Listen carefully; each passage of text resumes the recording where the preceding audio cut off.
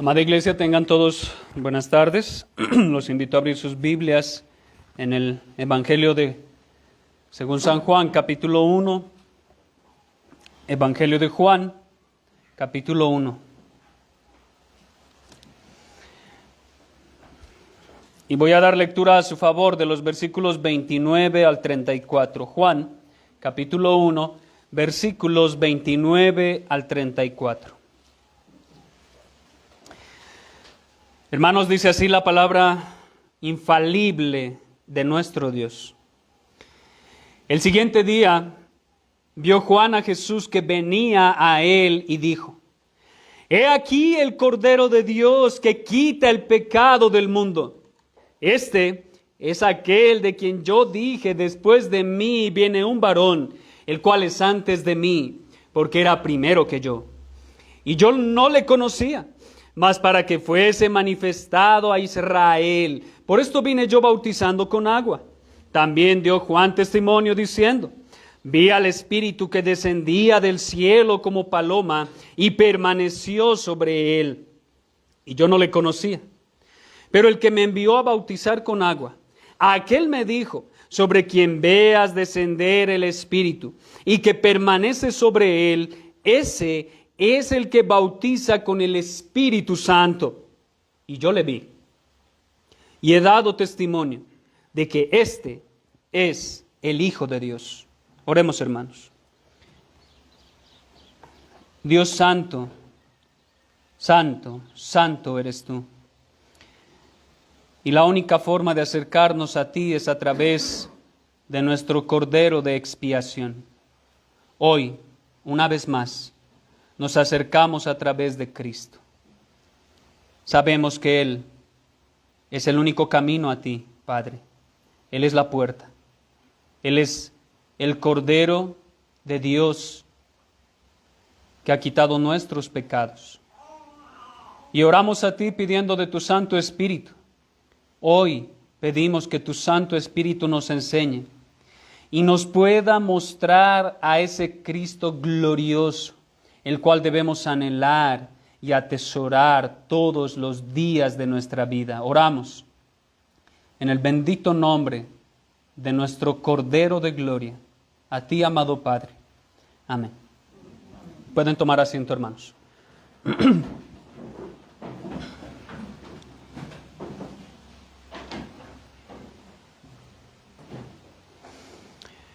El apóstol Juan, a diferencia de los sinópticos, Mateo, Marcos y Lucas, relata una semana de la vida del Señor Jesucristo. Esta semana se encuentra después de la tentación en el desierto y antes del encarcelamiento de Juan el Bautista, momento en el cual se inicia el ministerio público del Señor Jesucristo en Capernaum de Galilea. Ahora, esta semana se encuentra en Juan capítulo 1, versículo 19, hasta el capítulo 2, versículo 12. Y ahora, hermanos, quiero que tomen sus Biblias, porque les voy a indicar los lugares que muestran la división de los 7 días que ya les había mencionado. Les voy a mostrar estas divisiones. El día número 1 se encuentra de los versículos 19 al 28 del capítulo 1. Ese es el día número 1 que Juan relata. El día número 2 se encuentra en los versículos 29 al 34. Y la razón por la cual les digo que inicia el día número 2 es por la forma en la que inicia el versículo 29. Dice: el siguiente día vio Juan a Jesús. Es decir, este es el día número 2. El día anterior a ese está del 19 al 28. Así que el día número 2 inicia en el versículo 29 y se extiende hasta el versículo 34. El día número 3 se encuentra en los versículos 35 al 42. Y nuevamente vemos ese cambio de escena, porque el versículo 35 inicia diciendo: el siguiente día otra vez estaba Juan. Entonces, este es el día número 3. Los días número 4, 5 y 6 se encuentran de los versículos 43 hasta el versículo 51 del capítulo 1. Ahí encontramos el día 4, 5 y 6. Ahora, el apóstol Juan nos relata el día número 5 y el día número 6, pero nos relata el día número 4.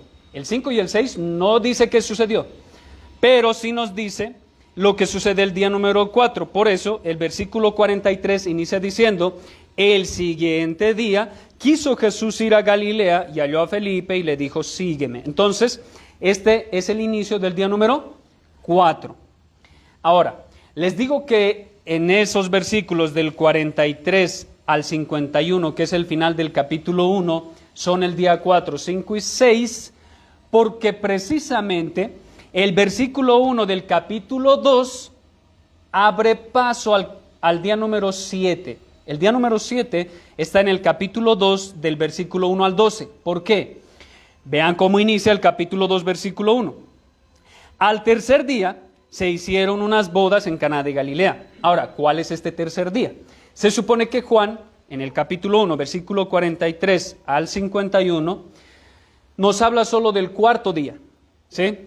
El quinto y el sexto no lo relata, pero ahora nos dice que 3 días después hay una boda en Caná de Galilea. Eso significa que si el día 4 estaba en el versículo 43, ahora 3 días después sería el día número 7. Así que Juan, en el capítulo 2, del 1 al 12, va a relatar lo que pasa el día número 7.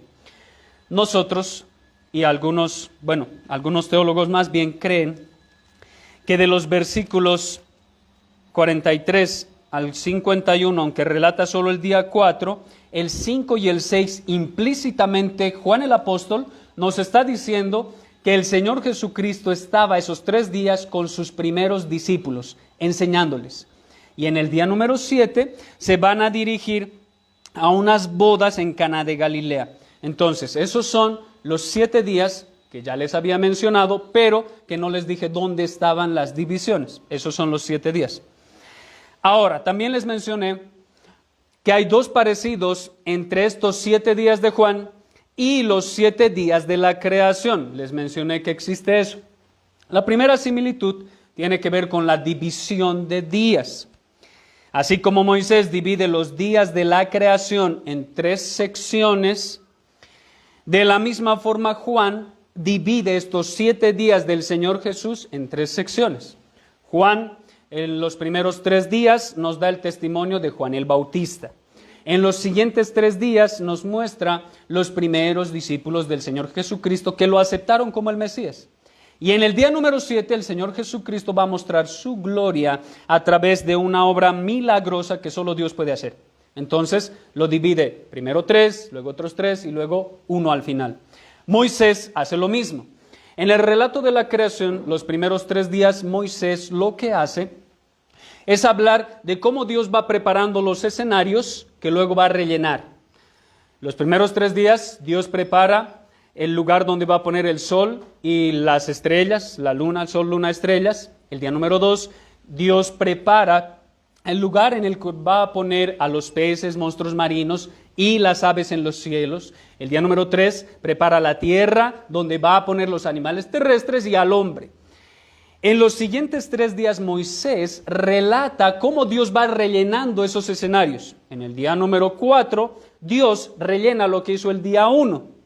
En el día 5 rellena lo que hizo en el día 2 y en el día 6 rellena lo que hizo el día 3. Así Moisés lo divide en 3 primeros días, luego otros 3 primeros días y al final, el día número 7, Moisés relata que Dios reposó de toda su obra creativa.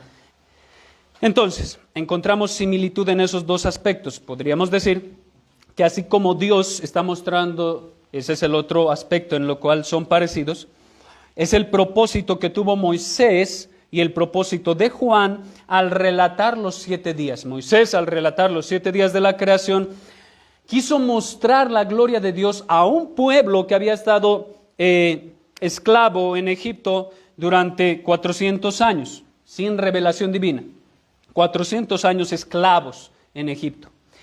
Ahora, Juan, el apóstol, quiere mostrar que 400 años el pueblo de Israel y obviamente el resto del mundo ha estado sin revelación. Recuerden que después de que Israel o el reino del sur y del norte son exiliados, pasan 400 años hasta que venga el Señor Jesucristo. Entonces están mostrando lo mismo. Están mostrando que ahora Dios está revelando su gloria a través de estos 7 días. Hay muchas similitudes en eso. Al igual que Moisés muestra la gloria del poderoso Dios que los sacó de Egipto, de la casa de servidumbre, ahora Juan va a mostrar al poderoso Dios que se hizo hombre para libertar a su pueblo, ya no de un enemigo natural, ya no de un Egipto terrenal, sino de un enemigo espiritual llamado pecado y muerte espiritual. Eso es lo que viene a ser ahora Dios hecho hombre. La primera sección que Juan el apóstol presenta en el Evangelio son los primeros 3 días en los que Juan el Bautista da testimonio del Señor Jesús. Recuerde, del versículo 19 al versículo 28, el día número 1, Juan nos muestra que Juan el Bautista proclama ante los judíos, ante la casta religiosa más elevada de ese momento, que el Mesías había llegado. El Mesías tan anhelado y esperado ya estaba ahí. Y él les dice, pero no soy yo. Ya está aquí, pero no soy yo. Pero simplemente les dice que ya está ahí. En el día número 2, cambia el escenario un poco, porque ahora va a presentar al Señor Jesucristo ante mucha gente, ya no solamente ante la casta religiosa, sino más bien ante mucha gente de distintos lugares. Y les declara, miren, en el día de ayer les dijo, ya está aquí. En el día número 2 les dice, véanlo, vean del que les hablé, vean, el Cordero de Dios ya está aquí. Vean al Cordero de Dios, no me vean a mí. Y el día número 3, Juan el Bautista, ante sus discípulos, los discípulos de Juan el Bautista, les dice, sigan al Cordero de Dios, no me sigan a mí, síganlo a Él. Entonces hay una progresión. Juan nos está mostrando que hay una progresión. No solo distintas personas, la casta religiosa, gente general y luego sus propios discípulos, pero también hay distintos mensajes. El primer mensaje del día número 1 es, ya está aquí. El Mesías ha llegado. El día número 2, el mensaje es, véanlo. El día número 2 es, vean al Mesías, véanlo. Al que les dije que está aquí, ahora lo pueden ver. Vean al Mesías. Y el día número 3 es, sigan al Mesías. Esa es la progresión que nos quiere mostrar Juan. Hoy vamos a ver el día número 2, en el que Juan, el Bautista, dice, vean al Cordero de Dios, no me vean a mí. Ya Juan había cumplido su ministerio profético. Ahora él está diciendo, vean al Cordero de Dios, dejen de verme a mí. Presten ahora atención al Cordero de Dios. Y eso es lo que vamos a ver. Y ese es el título. Vean al Cordero de Dios, no me vean a mí. Y en esa declaración de Juan el Bautista, hace 3 declaraciones más acerca de Cristo. No solo lo presenta como el Cordero de Dios, lo presenta también como el Eterno de Dios, o como Dios el Eterno. Lo presenta como el ungido de Dios y lo presenta como el Hijo de Dios. Entonces lo que vamos a ver hoy, hermanos, de forma, creo yo que para cada uno de estos podríamos tomar un solo sermón, pero debido a la unidad de pensamiento no quiero que se pierda la idea. Entonces hoy vamos a ver las 4 declaraciones de Juan el Bautista acerca del Cordero. Él es el Cordero de Dios, es el Dios eterno, es el ungido de Dios y es el Hijo de Dios. Esas 4 cosas las vamos a ver hoy en el segundo día de Juan el Bautista. Entonces, veamos lo primero. Jesús, Cordero de Dios, versículo 29, dice así. El siguiente día vio Juan a Jesús que venía a él y dijo, he aquí el Cordero de Dios que quita el pecado del mundo. Después de 40 días el Señor Jesús es tentado y después de evidenciar su victoria sobre la tentación del diablo, es servido por los ángeles. Eso nos lo narran los sinópticos. Posteriormente empieza a descender por las montañas rocosas del desierto, de camino hacia Juan, que aún estaba bautizando en ese momento. y aún estaba proclamando el reino de Dios en Betábara. Mientras el Señor Jesús está caminando del desierto hacia Betábara, donde está Juan, él se encuentra, Juan el Bautista, se encuentra en un interrogativo por parte de la delegación que enviaron los judíos, la casta religiosa apóstata, en los versículos 19 al 28. Mientras Jesús está bajando del desierto a Juan, Juan ese día, mientras Cristo baja, Juan el Bautista está presentando defensa y está evangelizando a la casta religiosa. Ese es el día 1. Ahora, que es el segundo día, dice Juan que vio a Jesús que venía a él. Ahora, en este relato, hermanos, pareciera que Juan sabe que Jesús va a venir. Parece que Juan el Bautista sabe que Jesús va a venir. Es como si desde el día anterior estuviera esperando a que aparezca en escena el Señor Jesús para que Juan el Bautista lleve su ministerio profético a su clímax, a lo más elevado de su clímax, a lo más elevado de su ministerio profético. Hermanos, este es el punto más elevado del profeta Juan el Bautista. Porque hasta este momento, Juan el Bautista ha venido anunciando a las personas de Israel que detrás viene, que el reino se ha acercado, que ya viene su rey. Pero el día de hoy va a presentar por fin a su rey de forma pública. Recuerden, hasta ese momento nadie sabe que el Señor Jesucristo es el Mesías. Nadie lo sabe, solo Juan el Bautista, que ya recibió una señal. Ahora, que viene no solo ha sido ungido por el Espíritu Santo, sino que también ha salido vencedor en la prueba de tentación, demostrando que era imposible que el Verbo de Dios encarnado pecara deliberadamente en contra de Dios. Para eso fue la tentación. Fue para demostrar que Cristo no podía pecar. No fue para ver a ver si podía pecar y a ver si no pecaba. No. La tentación del Señor Jesucristo en el desierto fue para evidenciar que Él no podía pecar en contra de Dios. No puede pecar. El Señor Jesucristo no puede pecar.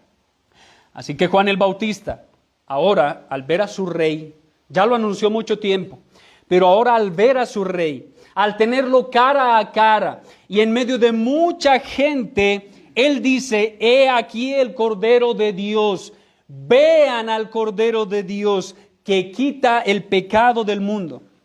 Ahora, hermanos, esto es grandioso, ya que la gente, recuerden, el día anterior, estaba esperando ansiosa que Juan diera a conocer al Mesías. Pero Juan manda a todos a dormir el día anterior. Incluso manda a dormir a la delegación religiosa que había ido junto a él. A todos los manda a dormir diciendo solamente que ya estaba el Mesías ahí.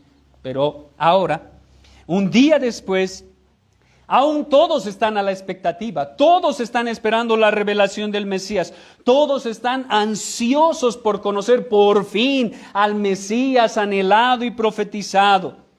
Y Juan lo ve de lejos y dice: está ahí. Vean al Cordero de Dios, al que tanto anhelaron toda la vida hasta ahora, está ahí. Vean al Cordero. Ahora, para Juan y la gente judía que se encontraba ahí, hacer referencia al Cordero de Dios puede significar varias cosas, hermanos. Y les puede recordar a esos judíos mucho de la revelación que Dios tiene por escrito hasta ese momento. Hasta ese momento, la revelación escrita está solo de Génesis hasta Malaquías. No hay nada más de revelación escrita, solo se tiene escrito eso. El Nuevo Testamento aún no ha sido escrito, así que imaginen qué está pensando todos los judíos que se encuentran alrededor. Imaginen cómo están ahora pensando ellos. Bueno, esperábamos al Mesías, aquel Cordero del cual se habla tanto en la profecía, y él, Juan el Bautista, que lo creemos que es un profeta, nos está diciendo que aquí está ese Cordero. ¿Qué entendían ellos por el Cordero de Dios? ¿Qué entiende un judío? Nosotros no somos judíos. Pero ¿qué había en la mente de un judío de esa época? Posiblemente, les puede recordar a aquel cordero, el primer animalito inocente muerto en la historia de la humanidad, que sirvió para cubrir la vergüenza del hombre y vestir su desnudez. Génesis capítulo 3, versículo 21. Dice un animal, fue sacrificado, muchos creen que era un cordero. Entonces, posiblemente a los judíos de aquel entonces les recuerda ese primer sacrificio que se hizo para vestir a Adán y Eva, que son sus padres. Entonces, también posiblemente puede recordar a un judío el momento en el que Abraham estaba a punto de degollar a su propio hijo en obediencia a Dios, pero Dios le proveyó un sustituto a Isaac para que no muriera. Génesis capítulo 22, versículos 12 al 14, nos cuenta y nos narra esa historia. El punto central en esa historia no es Isaac, y menos Abraham. Muchas veces nos enfocamos en Abraham, en lo que hizo, en su fe, en Isaac. No, el punto central en esa historia es el cordero. La provisión que Dios da para que Isaac, el hijo de la promesa, no muera. Ese era el punto central. Ahora, cuando Juan el Bautista les dice, he ahí el cordero de Dios, posiblemente, muchos judíos pensaron, debe ser ese cordero. El cordero que Dios dio de provisión para que Isaac no muriera. Debe ser ese corderito. Ahora, ese día en el que Abraham proclamó el nombre de Jehová como Jehová Jireh, que significa Jehová proveerá, es el punto focal de esa historia. Ahora, no pensando en lo que acaba de ocurrir, porque recuerden que Abraham es un profeta, él no está pensando en lo que acaba de ocurrir, que Dios proveyó un corderito. Más bien, Abraham, con sus palabras, está profetizando la venida del cordero que Jehová Dios proveería para ser el sustituto de todos los hijos de Abraham, los hijos según la promesa. Está profetizando eso. Ahora, otra cosa que posiblemente pudiesen pensar los judíos de la época cuando dicen, he aquí el Cordero de Dios, tal vez pueden recordar Éxodo capítulo 12, cuando se instituye la Pascua. ¿Recuerdan ese momento? Es la última plaga en Egipto. La última plaga es la muerte del primogénito de todos los egipcios. Pero en medio o antes de que se ejecute esa plaga, Dios instituye la Pascua en Éxodo capítulo 12. Jesús, hermanos, es ese Cordero Pascual. Jesús es el Cordero Pascual, aquel que debía ser sin defecto y debía ser inmolado entre las 2 tardes para que aquellos que están recubiertos por su sangre no fueran muertos por el juicio y la ira de Dios. Eso pasa en la Pascua. Tenían que matar un animalito, pintar el dintel y los postes de sus puertas, y cuando el ángel de la muerte pase por en medio de la ciudad, pues los hijos que habitan en la casa de los que están pintadas los dinteles y los postes no van a morir. El Señor Jesucristo es ese Cordero Pascual, ese Cordero de expiación. Y gracias a Él, aquellos que están recubiertos por su sangre no van a morir. El juicio y la ira de Dios no va a caer sobre aquellos que se hayan lavado en la sangre del Cordero. Hay muchas cosas, hermanos. También a un judío de la época, esas palabras, el Cordero de Dios, puede recordarles el Cordero de expiación por el pecado, ya sea el Cordero que se ofrece una vez en el año, o el Cordero por la culpa diaria. Ciertamente en el Antiguo Testamento encontramos muchas referencias al Cordero que Dios proveyó, una y otra vez. Si leemos todo el Antiguo Testamento, está lleno de corderos muertos. Todos esos corderitos prefiguraban al Cordero de Dios, a ese que es su Hijo. Ahora, lo que podemos afirmar es que ninguno de esos animales en el Antiguo Testamento lograron quitar el pecado. Todos esos animales del Antiguo Testamento solo cubrían el pecado. Ninguno fue capaz de quitar el pecado de alguna persona. Solo cubrían el pecado de la gente. Pero Jesús, el Cordero de Dios, quitó del todo el pecado del mundo. Quiero que vean Hebreos capítulo 10 y presten atención a cómo relata el autor acerca de este tema. Hebreos capítulo 10, versículo 11 dice: y ciertamente todo sacerdote está día tras día ministrando y ofreciendo muchas veces los mismos sacrificios que nunca, ¿lo ven? Nunca pueden quitar los pecados. Está hablando de la ley levítica, de todo lo que enseña el libro de Levítico en el Antiguo Testamento. Todos esos sacrificios que se hicieron, y él dice, nunca pueden quitar los pecados. Ninguno de esos sacrificios, ninguna muerte de esos animalitos, ninguno de esos pudo quitar el pecado para siempre. Ahora, hay una diferencia. Él dice, pero, eso es algo contrario a lo que acaba de decir. Pero Cristo, el Cordero de Dios, habiendo ofrecido una vez para siempre un solo sacrificio por los pecados. ¿Cuántos sacrificios? Uno. Él no presentó varios sacrificios consecutivos, no. El Señor Jesucristo presentó un solo sacrificio por los pecados. Y dice el autor, se ha sentado a la diestra de Dios. El sacrificio presentado por Cristo fue Él mismo. Él es el sacerdote y Él es el sacrificio que se ofrece delante de Dios para quitar el pecado. Versículo 14 dice, porque con una sola ofrenda hizo perfectos para siempre a los santificados. Hermanos, con una sola ofrenda, con una los hizo perfectos, solo por un tiempo. No, el autor dice que los hizo perfectos para siempre. Los hizo perfectos para siempre. Eso significa que si alguien ha puesto su fe en Cristo, ya no hay más sacrificios, ya Él es su sacrificio. No necesita más sacrificios si Él ya ha sido perfeccionado en Cristo para siempre, porque ha sido justificado por la sangre de Cristo. Versículos 17 y 18. Y nunca más me acordaré de sus pecados y transgresiones. ¿Por qué? ¿Por qué Dios no se va a acordar de los pecados y transgresiones de las personas por las cuales Cristo murió? ¿Por qué? Porque Dios es justo. Porque Dios no va a pedir, por así decirlo, cuentas a alguien 2 veces por el mismo pecado. Porque ya Cristo pagó nuestros pecados en la cruz. Precisamente por eso dice que Dios se olvida de esos pecados. Nunca más los va a recordar, ni los pecados, ni las transgresiones. Y dice el autor, pues donde hay remisión de estos, no hay más ofrenda por el pecado. No hay más ofrenda por el pecado. ¿Por qué? Porque la ofrenda ya se dio. Cristo es ese Cordero.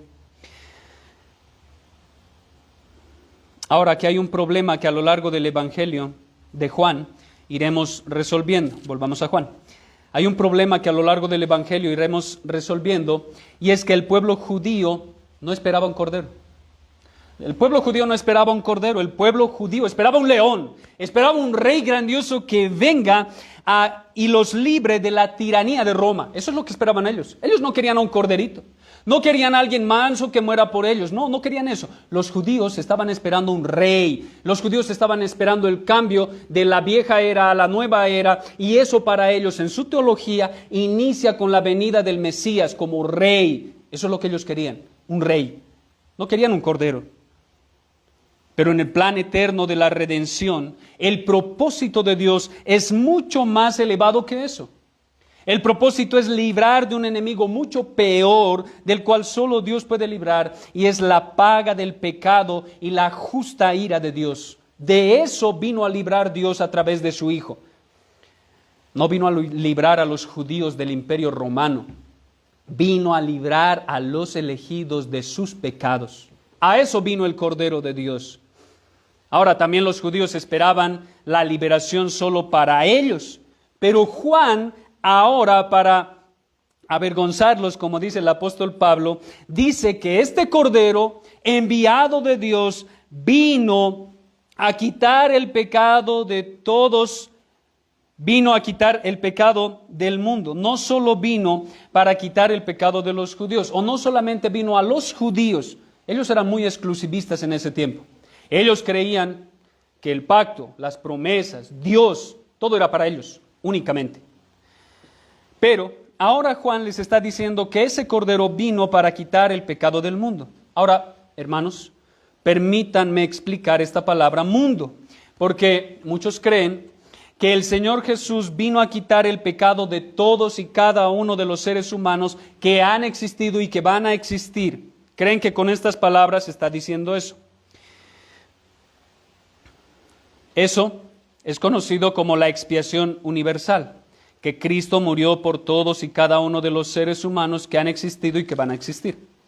Pero la postura que tenemos como reformados es la expiación particular, no una expiación universal, sino más bien una expiación particular. Es decir, que Cristo no vino a derramar su sangre por todos y cada uno de los seres humanos, sino solamente por todos los elegidos de Dios.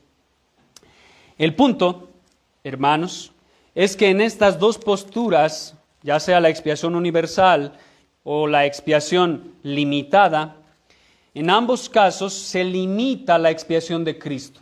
Y eso quiero que les quede claro. En ambos casos se limita la expiación de Cristo, ya seas universalista o seas de la expiación limitada. En ambos casos se limita la expiación de Cristo, pero hay una diferencia. Los universalistas limitan la efectividad de la sangre de Cristo, limitan la efectividad de la sangre de Cristo, pues creen que murió por todos y cada uno de los seres humanos, pero que con su muerte no aseguró la salvación de ninguno. Creen más bien que la salvación Cristo la hizo posible. No creen que la hizo efectiva, sino posible, porque se basa en ti.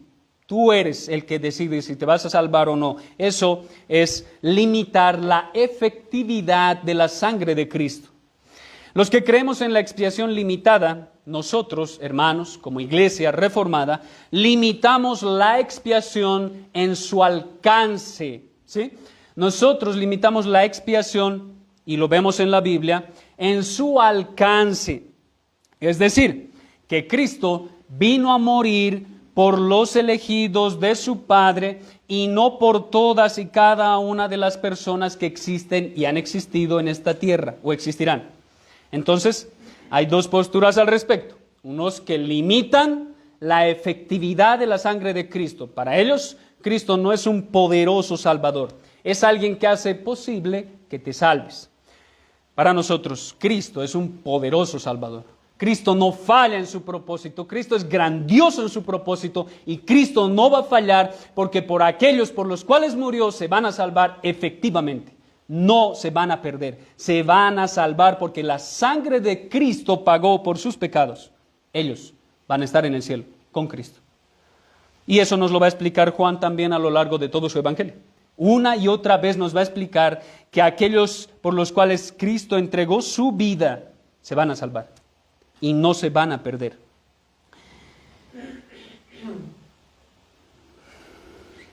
Ahora, si entendemos esto, el versículo 29 cuando dice que quita el pecado del mundo, significa que todos aquellos por los cuales Cristo murió son de toda tribu, lengua y nación, de todas las partes del mundo. No solamente a los judíos creían eso, solo a los judíos, no.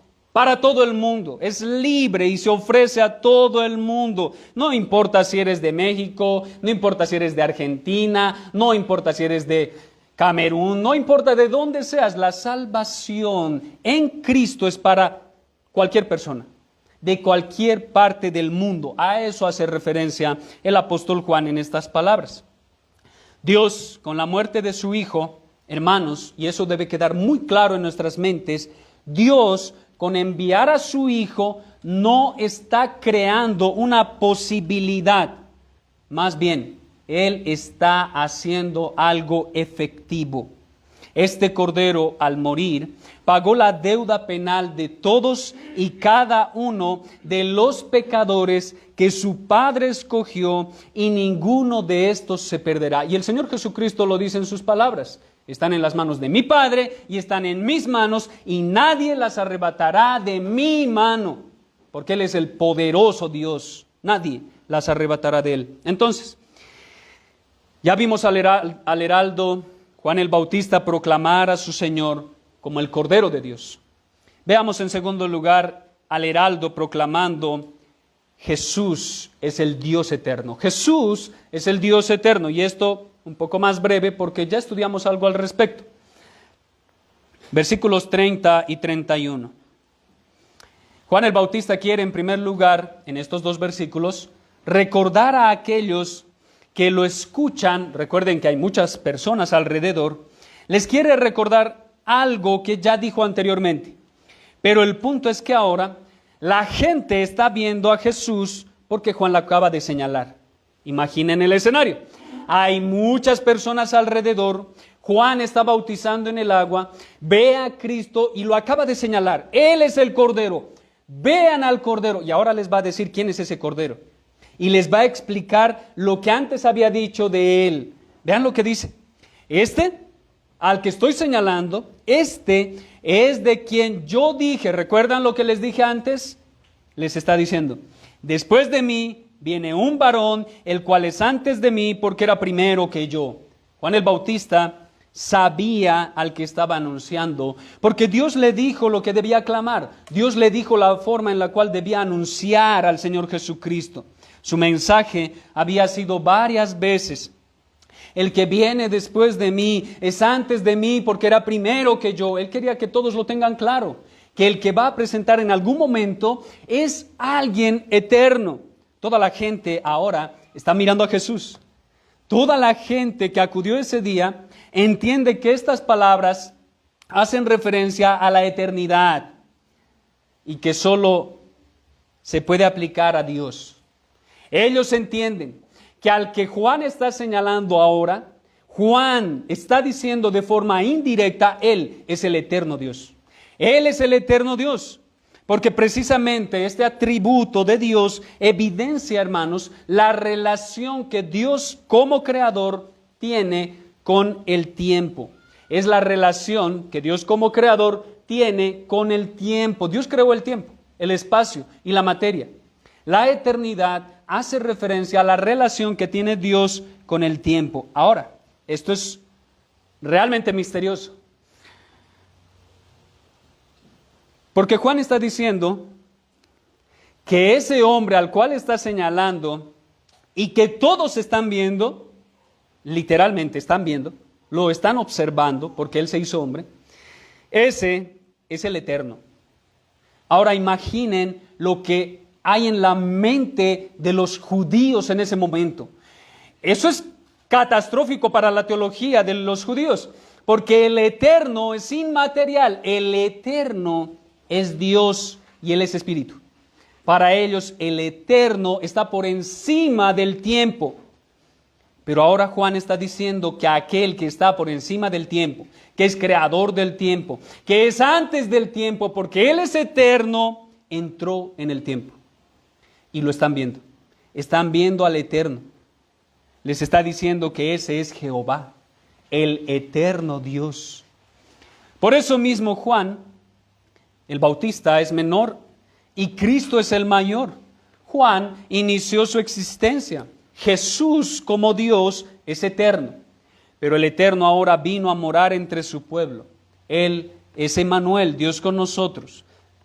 Hermanos, la plenitud del eterno Dios, en ese momento, delante de Juan el Bautista y delante de la gente que lo está viendo, ahora el eterno Dios, invisible, inmutable, se hace visible por medio de la carne finita que tiene un comienzo.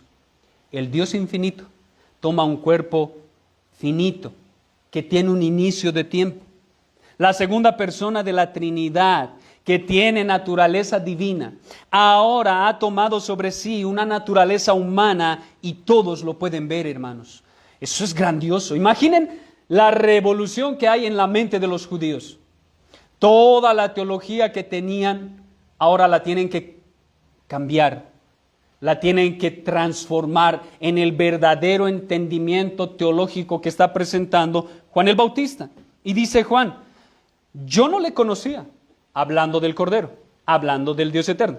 Él dice, yo no le conocía, mas para que fuese manifestado a Israel, por esto vine yo bautizando con agua. Esa es la razón por la cual yo vine bautizando con agua. Con estas palabras Juan no está diciendo que jamás había visto al Mesías, porque seguramente como es su pariente, sí lo conocía. No está diciendo que nunca lo había visto, o que ni siquiera había tenido una relación de vista con él. Además, Juan ya lo había bautizado, recuerden. Juan ya lo había bautizado. Pero la idea es que Juan no le conocía como Mesías. Aún no le había conocido hasta antes del bautismo. Juan no había conocido al Señor Jesucristo como Mesías, porque Jesús era un hombre común y corriente. Yo sé que eso puede sonar un tanto degradante para nuestro Señor Jesucristo, pero en su humanidad, hermanos, el Señor Jesucristo era un hombre, un judío de la época común y corriente. Tenía el mismo aspecto de cualquier judío de la época. Pero Juan, como heraldo, vino anunciando y bautizando con agua para que por medio de su bautismo de arrepentimiento, Israel pueda conocer al Señor Jesucristo. Y ahora Juan, en el clímax de su ministerio y delante de un pueblo numeroso, está señalando a Jesús y dice, este es el Eterno, conózcanle, porque yo ya lo he conocido. Yo ya lo he conocido. Ahora, Juan el Bautista, con su tercera declaración, dirá al pueblo cuál es la prueba que se le dio para poder conocer al Mesías. Con su tercera declaración, Juan el Bautista les va a explicar cuál es la razón, cuál es la señal que Dios mismo le dio a él para poder reconocer al Mesías y para que el pueblo también le conozca y reconozca como el Cordero de Dios, como el Eterno de Dios y, en tercer lugar, como Jesús, el ungido de Dios. Jesús, el ungido de Dios, versículos 32 y 33. Juan nuevamente quiere recordar al pueblo algo que ya pasó, hermanos. Les va a traer a su memoria algo que él mismo ya enseñó, pero que eso que ya sucedió prueba que Jesús es el Cordero provisto por Dios. Lo que les va a recordar es algo que ya pasó, es algo que ya sucedió, pero que eso prueba que Jesús es el Cordero de Dios. Dice el versículo 32. También dio Juan testimonio, es decir, exclamó, diciendo, vi al Espíritu que descendía del cielo como paloma y permaneció sobre él. Si se dan cuenta, hermanos, el Evangelio de Juan no relata el bautismo del Señor Jesús. Pero en este momento Juan el Bautista está recordando lo que pasó el día que bautizó al Señor Jesucristo. Está recordando y les está diciendo a los que están alrededor lo que pasó el día en el que el Señor Jesucristo se bautizó. El relato de esto lo encontramos en Mateo, Marcos y Lucas. Los tres sinópticos relatan el día en el que el Señor Jesús se bautizó. Pero escuchen lo que dice Mateo 3, 16 y 17. Y Jesús, después que fue bautizado, subió luego del agua, y he aquí los cielos le fueron abiertos, y vio al Espíritu de Dios que descendía como paloma, y venía sobre él. Y hubo una voz de los cielos que decía, este es mi Hijo amado, en quien tengo complacencia. Eso aconteció antes de la tentación, y fue algo público. Pero por si nadie más lo vio, Juan el Bautista les está recordando eso, y dice que él mismo, Juan el Bautista, con sus propios ojos, vio que desde el cielo el Espíritu Santo descendió como paloma. Esto no significa que el Espíritu Santo sea una paloma, no significa eso, aunque siempre lo representan de esa forma. Lo que significa es que descendió del cielo al igual que lo haría una paloma, como paloma, no era una paloma, como paloma. Lo importante aquí es el significado del descenso del Espíritu Santo sobre el Señor Jesús. ¿Qué significa eso? Lo que evidencia el descenso del Espíritu Santo sobre Cristo, que ya Juan lo sabía, es que Él es el ungido de Jehová. Él es el ungido de Dios.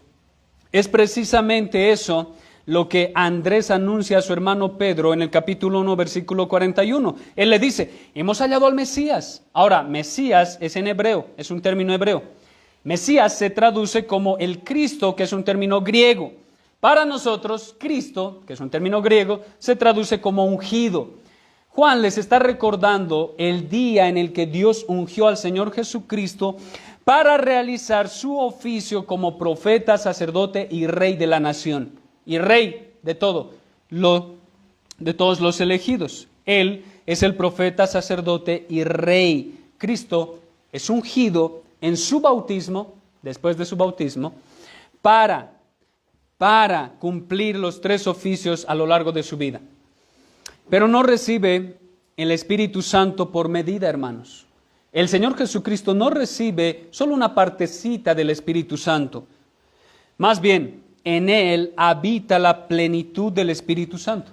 Como más adelante nos dirá Juan, en el capítulo 3, versículo 34, porque el que Dios envió, hablando del Señor Jesucristo, las palabras de Dios habla, pues Dios no da el Espíritu por medida. El Señor Jesucristo tiene la plenitud del Espíritu de Dios, porque Dios lo ungió a través de eso. Ahora, hasta el momento en el que Juan bautiza al Señor Jesús, en ese momento, cuando el Señor Jesucristo viene, Juan ni siquiera sabía que iba a bautizar al Mesías. Juan aún no lo sabía. Por eso dice, y yo no le conocía, pero el que me envió a bautizar con agua. Ahora, quiero recordarles algo. ¿Recuerdan el día número 1? La pregunta de los fariseos que le hacen a Juan el Bautista. ¿Recuerdan la pregunta que hacía referencia a la autoridad por la cual Juan estaba bautizando? Que le dijeron, tú no eres Elías, tú no eres el profeta, no eres el Mesías, ¿por qué bautizas? Bueno, ahora Juan no les va a responder a la casta religiosa, pero de forma indirecta va a responder a esa pregunta, va a dar a conocer cuál era la autoridad con la cual Juan el Bautista estaba realizando los bautismos. Dice, el que me envió a bautizar con agua, simplemente, implícitamente Juan responde a esa pregunta, yo bautizo con la autoridad de aquel que me envió, el que me envió a bautizar con agua. Si le preguntan a Juan, oye, ¿y por qué estás bautizando si no eres el Mesías, no eres el profeta, no eres Elías? Él dice, el que me envió a bautizar con agua. Yo sé que siempre se dice, hermanos, que el bautismo es un rito judío de lavamiento para aceptar a los gentiles como parte del pueblo judío, que Juan el Bautista usa para bautizar a los mismos judíos y obviamente esto aplicado a la iglesia hasta nuestros días. Generalmente se dice, no creo que sea incorrecto, pero generalmente se dice que el bautismo que practicamos es algo que los judíos practicaban y que pasó a la iglesia por medio de eso. Pero hay algo de fondo con mucho más peso que eso, hermanos. Hay algo de fondo con mucho más peso que simplemente decir que era un rito judío que luego se aplica a la iglesia. ¿Cuál es eso que tiene más peso? Aunque sea un rito judío, adaptado o no, la autoridad estaba en aquel que le ordenó a Juan que bautice. Dios mismo comisiona a Juan para bautizar. Es Dios el que le da la autoridad para bautizar. No fue de forma voluntaria que Juan el Bautista empezó a bautizar a las personas. Más bien lo hace porque Dios lo comisiona para eso. Vean el pasaje, es muy claro. Dice, el que me envió a bautizar con agua. Dios le había ordenado a Juan el Bautista que realice eso. Esa es la autoridad con la cual Juan el Bautista bautiza. Ahora, por medio de eso, Dios tenía un propósito un poco más elevado que solo el bautizo. Dice Juan, aquel me dijo, sobre quien veas descender el Espíritu y que permanece sobre él, ese es el que bautiza con el Espíritu Santo.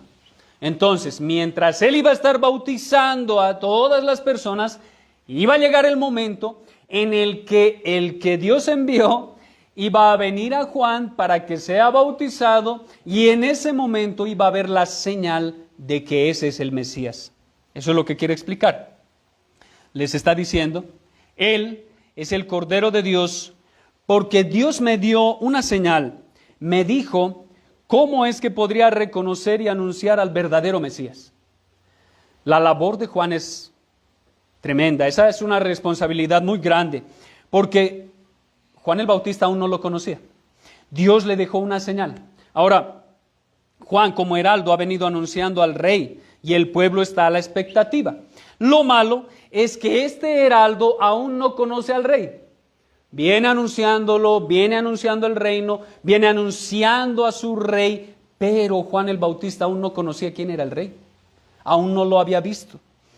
Así que, seguramente Juan está en la puerta del reino, mira a todos a los cuales les ha hablado y seguramente se pregunta por dentro, ¿será este que se está viniendo a bautizar? ¿Será este otro que se va a bautizar? Tal vez este sea el Mesías, tal vez este sea. Pero está esperando la señal que le dio Dios para reconocer al Mesías. ¿Quién será el Mesías? Seguramente Juan se estaba preguntando, ¿quién será? ¿Será este que voy a bautizar ahora? ¿Será este otro? Pero al fin vio que sobre Jesús, su pariente, aquel que conoció durante tanto tiempo, es el Mesías.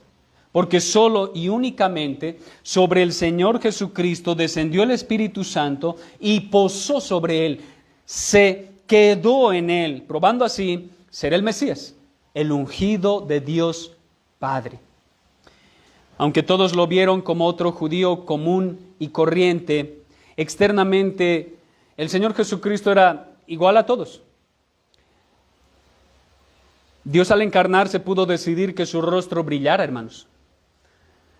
El Señor Jesucristo pudo decidir que para que lo reconozcan desde su nacimiento, su rostro brillara intensamente. Hubiese podido decidir ser rubio y el más hermoso de todos los hombres, porque es Dios. Porque Él tomó un cuerpo para sí. Él hubiera decidido ser el más hermoso de todos los hombres que ha existido. Si Salomón era un hombre hermoso, si Saúl era un hombre hermoso, si estos de Israel fueron hombres hermosos, ¿por qué no el Dios encarnado? Dios hubiera usado otro medio para que lo reconozcan como el ungido de Dios. Tener un supercuerpo o ser el más grande de todos los hombres, como un gigante poderoso. Él podía tomar la decisión de tomar un cuerpo así. Pero eso, amados hermanos, debe recordarnos que Dios no mira el exterior del hombre, sino el interior del hombre. Este que ven es el que va igual a todos, pero Él es Dios hombre y aparte tiene el Espíritu Santo sin medida y solo Él puede dar un bautismo de salvación, el Hijo de Dios. Versículo 34 dice Juan, y yo le vi y he dado testimonio de que este es el Hijo de Dios. Juan el Bautista termina su testimonio ante toda la gente con una conclusión y evidencia poderosa del Cordero de Dios, pero llevándolo al clímax más elevado, hermanos. Lo está llevando más allá de solo ser el Cordero de Dios. Recuerden, Juan primero no lo conocía, aunque sabía por revelación divina que es Dios en carne, pero en su bautismo lo conoce. Posterior a ello lo identifica ante toda la gente como el Cordero de Dios, lo está identificando. Eso de por sí ya es grandioso. No esperaban un cordero, pero les está presentando a su Cordero de expiación. Pero termina diciendo que él, como el último profeta del Antiguo Testamento, y en representación de toda la revelación del Antiguo Testamento, lo identifica al Señor Jesús como el Hijo de Dios. Juan el Bautista, hermanos, fue un gran profeta. Y como lo dice el Señor Jesucristo, no ha nacido hombre mayor a este. O sea, después del Señor Jesús, Juan el Bautista fue un gran profeta. Porque él anunció y cumplió lo que todo el Antiguo Testamento estaba anunciando. Juan el Bautista vino a revelar el misterio que había estado escondido en Dios a lo largo de todo el Antiguo Testamento. El Antiguo Testamento nos habló de sombras, nos habló de tipos, nos habló de profecías y de una y otra forma a través de sueños, a través de hechos portentosos, nos hablaron de Cristo. Ahora Cristo está presentando a aquel que es el antitipo de todos los tipos del Antiguo Testamento. Ahora en este punto todos los que escuchan, hermanos, uno se imagina el escenario y deberían estar atónitos. Deberían estar realmente muy asombrados, porque un hombre que todos lo vieron común y corriente, ahora de ese hombre se está diciendo primero que es el Cordero de Dios, se está diciendo que es el Dios eterno, y nos acaba de decir que es el Mesías esperado, el ungido, y finalmente nos dice que es el Hijo de Dios. El apóstol Juan no describe la reacción de los que escuchan, pero seguramente fue de asombro. Un judío de la época, o incluso hoy en día, si le hablan a un judío y le dicen que el Señor Jesucristo es Dios, vean cómo reacciona. Ahora, la declaración final de Juan el Bautista no es Jesús es un hijo de Dios. Esa no es la declaración. No es un hijo de Dios. Eso no hubiera causado asombro. No sería nada raro porque todos los judíos de la época creían ser hijos de Dios. Pero decir que es el Hijo de Dios es elevar a Jesús al mismo nivel de Dios. Es decir, que aquel que ven con sus ojos es de la misma naturaleza de Jehová. Eso es lo que les está diciendo. Él es Jehová. Él es de la misma naturaleza. Él es el Hijo de Dios. Ahora, Juan fue el profeta y persona con más privilegio hasta ese momento, hermanos, porque Juan tuvo la revelación que ninguno de los profetas antes tuvo. Todos miraron las sombras y como dice primera de Pedro, capítulo 1, versículo 10 y 11, los profetas que profetizaron de la gracia destinada a vosotros, está hablando la iglesia, esos profetas inquirieron y diligentemente indagaron acerca de esta salvación, escudriñando qué persona y qué tiempo indicaba el Espíritu de Cristo que estaba en ellos, el cual anunciaba de antemano los sufrimientos de Cristo y las glorias que vendrían tras ellos. Juan el Bautista vio el cumplimiento de las promesas del Antiguo Testamento. Vio el cumplimiento de los tipos y sombras del Antiguo Testamento. Juan vio y entendió que frente a él estaba aquel que lo libraría de sus pecados, que quitaría el pecado de él. Por eso, con fervor, lo presenta ante todos como este es el Hijo de Dios. No es un hijo de Dios como todos lo somos los que creen en Dios. Él es el Hijo de Dios. Dios de Dios, luz de luz, de la misma esencia del Padre o naturaleza. Precisamente cuando más adelante los judíos entiendan que Jesús se presenta o se hace Dios con decir que es el Hijo de Dios, van a querer matarlo.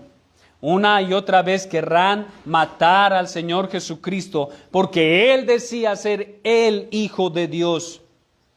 Así que este es el inicio proclamado del Señor Jesús. Este es el inicio de su ministerio. Juan lo está presentando como el Mesías. Nadie lo conocía, ahora muchas personas que escuchan de él lo conocen. Él es el Cordero, Él es el Eterno, Él es el ungido y Él es el Hijo de Dios. Su heraldo ha cumplido su labor. Juan el Bautista ha cumplido su labor hasta este momento. Ha preparado el camino para su Señor. Y hoy, en este segundo día que Juan el apóstol nos relata, le ha dicho a la gente, vean al Cordero de Dios. Ya yo cumplí mi misión, dejen de verme a mí. Ahora, véanlo a Él. Vean al Cordero de Dios. Yo no soy importante. Dice algo que el mismo autor de Hebreos testifica. Puestos los ojos en Jesús, el autor y consumador de la fe. Finalmente, hermanos, a modo de aplicaciones, Juan nos dice lo que debemos hablar al momento de presentar el Evangelio a la gente. Si se dan cuenta, Juan nos está instruyendo de cómo presentar a Cristo. Él dice, vean al Cordero y empieza a hablar de Cristo, de Cristo, de Cristo, de Cristo. un evangelio centrado en Cristo. Cristo es el evangelio. Así que debemos presentar al Señor Jesús como el Cordero de Dios, como el eterno Dios, como el ungido de Dios y como el Hijo de Dios. Todo el mundo debe saber esto, hermanos. Si tú al evangelizar no hablas de Cristo de esta forma y con sus muchos otros atributos, eso no es evangelismo. Si tú no presentas a Cristo al pecador, eso no es evangelismo. Estas 4 declaraciones que Juan da, hermanos, son grandiosas. Y lo que debemos aprender de Juan aún mucho más es su humildad. Porque dijo a toda la gente, vean al Cordero. Juan no se sintió celoso en ese momento. Juan más bien proclamó con fervor de su corazón, vean al Cordero, aunque muchos cristianos el día de hoy, lamentablemente, andan por ahí diciendo, véanme a mí. Vean mi testimonio, vean cómo yo soy, vean cuán bueno soy, vean cómo reparto a la gente, vean cómo hago para la gente, vean cómo recibo a la gente. No, no se trata de nosotros, hermanos. Se trata de Cristo. Que la gente vea a Cristo. Si viene a nosotros, debemos llevar constantemente a la gente a Cristo. Porque lo importante aquí, en esta iglesia, en nuestras vidas, en nuestras familias, es Cristo, no nosotros.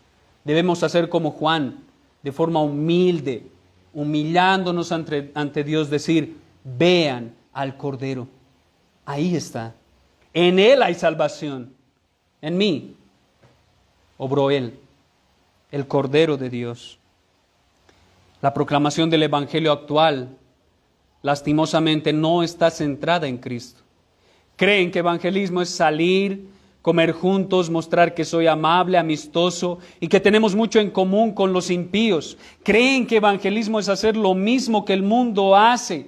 La iglesia, en vez de ser contracultura, se quiere moldear a la cultura, tomando algunos pasajes como excusa, creyendo que haciéndose a los rockeros, a los distintos grupos que existen en el mundo, haciéndose como ellos los van a ganar para Cristo. Falso. Proclama a Cristo, proclama a Cristo en cualquier contexto y enseña la diferencia que existe entre un verdadero creyente y un impío, porque es mucha la diferencia.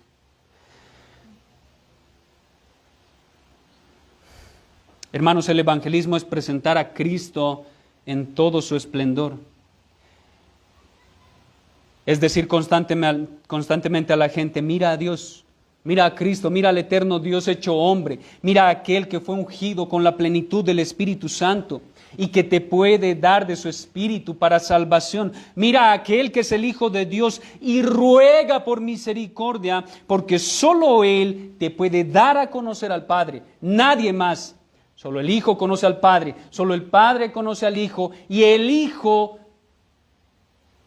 da a conocer a su Padre a quien Él le place. Saben, hoy en día la gente vive obsesionada con su cuerpo, incluso en medio de la iglesia local. Son hedonistas, tienen un amor idolátrico por sus cuerpos, cirugías, liposucciones, todo para intentar verse como las o los de la revista. Pero ni siquiera Dios encarnado, que pudo tomar sobre sí el cuerpo más bello que haya existido, lo hizo, hermanos. Porque realmente, hermano y amigo, Dios mira tu corazón. Dios mira lo que hay al interior. Dios mira si se ha hecho el cambio de un corazón de piedra a un corazón de carne sensible a Dios. Eso es lo que mira. Ahora, si por dentro eres huesos secos, de nada te sirve maquillar el exterior. No estoy diciendo que se descuiden físicamente. No estoy diciendo que no se peinen. No estoy diciendo que no se bañen. Estoy diciendo, amados hermanos, que no vayamos al extremo del amor propio, que es el hedonismo.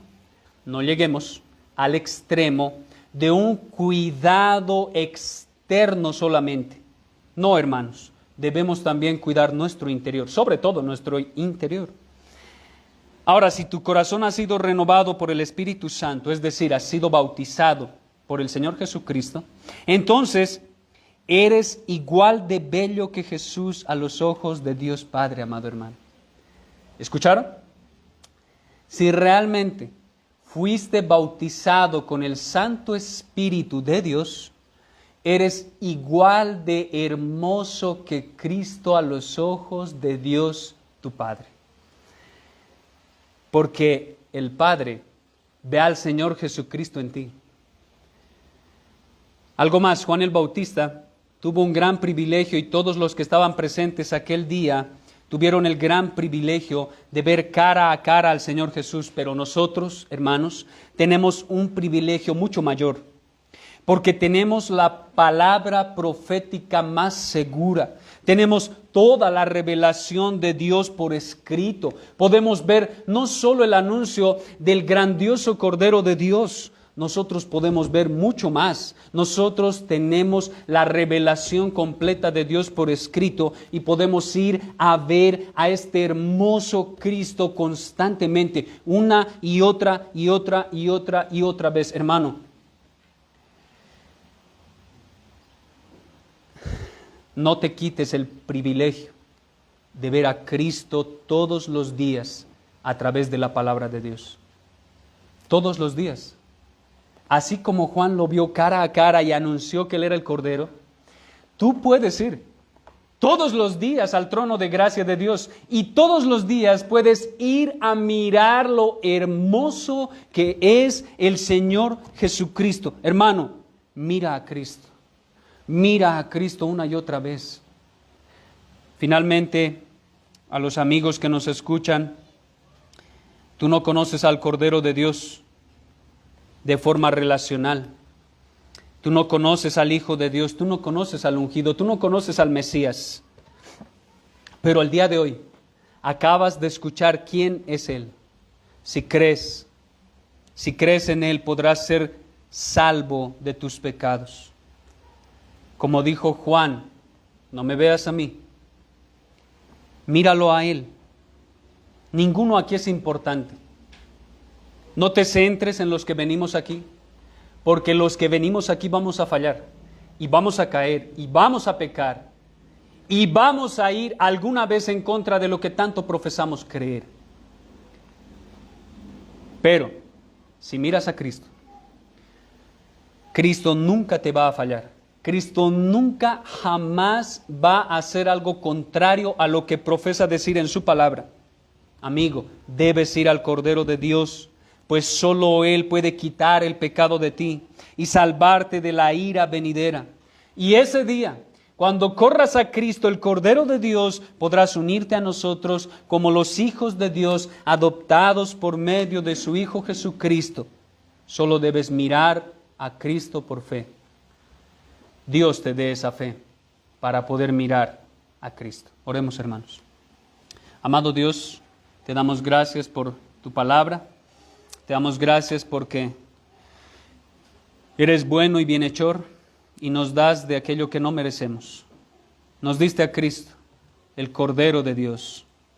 Nos diste a ese precioso don y regalo que es Cristo. Que la Iglesia Bautista Reformada Gosén aprenda a ver a Cristo en vez de andar mirando otro tipo de cosas. Que juntos andemos mirando a Cristo hasta el final de nuestros días. Oh amado Dios, que seamos humildes como Juan al proclamar tu evangelio y mostremos a Cristo como el único que da salvación, como el único en el cual hay vida. Cristo Jesús, el Cordero de Dios, que vino a expiar nuestros pecados. Gloria a ti, Cordero de Dios. Te alabamos y te exaltamos. A ti, solo a ti, Trino Dios, sea la gloria. En Cristo Jesús. Amén.